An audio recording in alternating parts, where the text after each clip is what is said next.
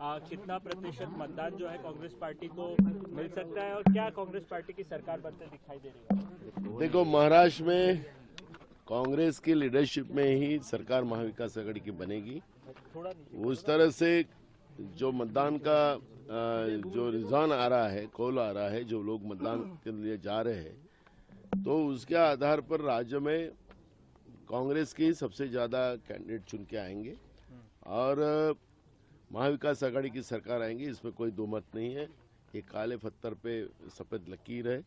और जिस तरह से बीजेपी ने आपने देखा होगा कि कल भारतीय जनता पार्टी के राष्ट्रीय महासचिव विनोद तावड़े ये पैसे बांटते हुए पकड़े गए एक होटल में, जहां वो रुक नहीं सकते, जहां उनका 5 बजे के बाद उनको वहां रहने का कोई व्यवस्था नहीं रह सकते। जो चुनाव आयोग के जो नियम है उसका भी पालन उन्होंने नहीं किया और वो कहते कि चिट्ठी बांटने गए। अब भारतीय जनता पार्टी के महासचिव चिट्ठी बांट रहे हैं। ये भी बड़ा दुर्भाग्य है कि उनके पास अब नीचे में कार्यकर्ता भी खत्म हो चुके हैं, उसका अर्थ वो लगता है। तो मुझे लगता है कि अब झूठ पे कितना झूठ बोलेंगे। और वो देवेंद्र फडणवीस के पीए रहे वाले वानखेड़े, जो आरवी विधानसभा से वर्धा से खड़े हैं, उनके गोदाम में दारू की बोतल मिली। वर्धा ये दारूबंदी का डिस्ट्रिक्ट है, तो दारू और पैसा बांटकर ये नोट का जिहाद करना चाहते हैं क्या वोट मांगने के लिए? ये सवाल इस बहाने खड़ा हुआ है।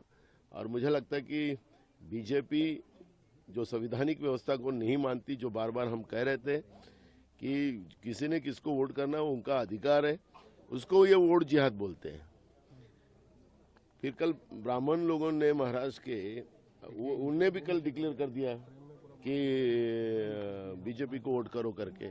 तो इसका मतलब क्या होगा? उसको भी ब्राह्मण जिहाद बोलेंगे? क्या बोलेंगे? क्या चल रहा है क्या महाराष्ट्र में?